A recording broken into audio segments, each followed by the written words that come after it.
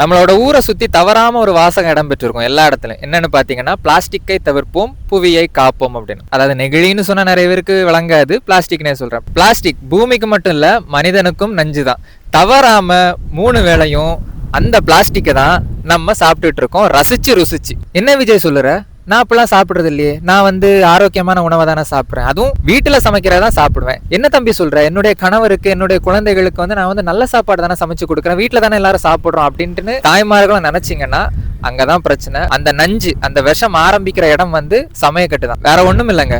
காய்கறி வெட்டுற பலகைன்னு சொல்லி ஒண்ணு வீட்டுல எல்லார் வீட்லயும் இருக்கும். அதுலதான் நம்ம காய் வெட்டுறது, கறி வெட்டுறது எல்லாமே பண்ணிக்கிட்டு இருப்போம். அது எதுல ஆகியிருக்கும்னு பாத்தீங்கன்னா பிளாஸ்டிக்ல தான் ஆகியிருக்கும். நான் சொல்றதை இப்ப செஞ்சு பாருங்க. அந்த பலகை எடுத்து, அந்த பிளாஸ்டிக் பலகை எடுத்து, காய்கறி வெட்டுற பலகை எடுத்து சும்மா வச்சு காய்கறி வெட்டுற மாதிரி கத்தி அதுல 4 கோடு போடுங்க.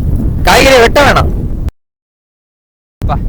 காய்கறியை வெட்டுற மாதிரி கத்தி எடுத்து 4 கோடு போட்டுட்டு அந்த பலகையை சரிச்சு 2 தட்டு தட்டுங்க. அதுல இருந்து நுண்ணிய பிளாஸ்டிக் துகள்கள் கீழே விழும், நுண்ணெகிழி துகள்கள் எல்லாமே. காய்கறி வெட்டிட்டு என்ன பண்ணுவாங்க தெரியுமா? அப்படியே கத்தியை வச்சுட்டு ஒரு தேய்ப்பு அப்படியே தட்டுல விழும். அந்த நுண்ணிய துகள்கள் எல்லாமே அந்த உணவோடு கலந்துதான் இருக்கும். அதை அப்படியே குழம்புல போட்டு கொதிக்க வைப்போம். அது அப்படியே உணவோட கலந்து அந்த நஞ்சு நம்ம உடம்புலதான் ஏறுது. இது உடனே எல்லாம் வேலையை காட்டாது மக்களே, மெதுவா உள்ள இருந்து கொஞ்சம் கொஞ்சமா தான் கொல்லும்.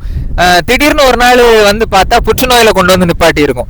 என்னடா இது, நான் வெளியே சாப்பிட்டது இல்ல, எல்லாமே ஆரோக்கியமா தான் சாப்பிடுறேன், நல்ல உடற்பயிற்சி செய்யறேன், அவ்வளோ ஆரோக்கியமா நான் பேணி பாதுகாத்துக்கிட்டு இருக்கேன், அப்புறம் எப்படி எனக்கு இது வந்தது, அப்படி எப்படி என்னுடைய வீட்டுக்காரங்களுக்கு இது வந்தது, அப்புறம் எப்படி என்னுடைய குழந்தைக்கு இது வந்தது நீங்க நினைச்சீங்கன்னா அந்த நஞ்சு தொடங்குற இடம் சமயக்கட்டு தான். இது மட்டும் இல்ல மக்களே, நம்ம சமையல் பொருட்களை சேமிச்சு வைக்கிறதுக்காக வீட்டுல சின்ன சின்ன குட்டி குட்டி டப்பாக்களை பயன்படுத்தும். அது எல்லாமே பாத்தீங்கன்னா பிளாஸ்டிக் தான். பல வீட்டுல பிளாஸ்டிக் தான். தயவு செய்து உங்க எல்லாருக்கும் நான் ஒரு வேண்டுகோள் வைக்கிறேன், இது எல்லாத்தையும் மாத்துங்க. இது எல்லாத்தையும் மாத்திட்டு பீங்கான் டப்பாக்களை வைங்க, உணவுக்கு ஒண்ணுமே ஆகாது. உங்க வீட்டுல பிளாஸ்டிக்ல அந்த பலகை வச்சிருக்கீங்க, காய்கறி வெட்டுறீங்களா, இன்னைக்கே தூக்கி போட்டுட்டு தயவு செஞ்சு மரத்துல வாங்குங்க, கடைகள்ல கிடைக்கும்.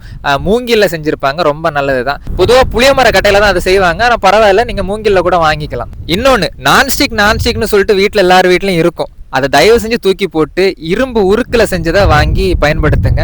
500-600 கொடுத்து அப்படி நான் வாங்கணுமா அப்படின்னு நீங்க யோசிச்சீங்கன்னா, நாளைக்கு புற்றுநோய்க்கு லட்சக்கணக்கில் நீங்க ஆஸ்பத்திரி கொண்டு கொடுக்கறதுக்கு இன்னைக்கு செலவு பண்ற ஒரு 500 ரூபா தவறு இல்ல மக்களே. 300-400 ரூபா குறைவா கிடைக்குதுன்னு ஆஃபர்ல அங்கங்க போடுறத, ஆன்லைன்ல நீங்க எல்லாம் வாங்குறது உங்களுக்கு தான் ஆபத்து. இன்னைக்கு உலகத்துல நம்மளை சுத்தி நஞ்சு தான் அதிகமா இருக்குது. நம்ம தான் அதை பார்த்து பயன்படுத்தணும். நம்ம ஆரோக்கியம் நமக்கு முக்கியம். தமிழன் ஆரோக்கியமா வாழ்ந்தவனடா, எல்லாத்தையும் பார்த்து தான் செஞ்சு கொடுத்துட்டு போனான். ஆனா நம்ம அதை பழசுன்னு தூக்கி போட்டுட்டு இன்னைக்கு புற்றுநோயில கொண்டு எல்லாத்தையும் செலவு பண்ணிக்கிட்டு இருக்கிறோம். சில பல விஷயங்கள்ல முன்னோர்கள் ஒன்றும் முட்டாள் இல்லை தான். சரிங்களா?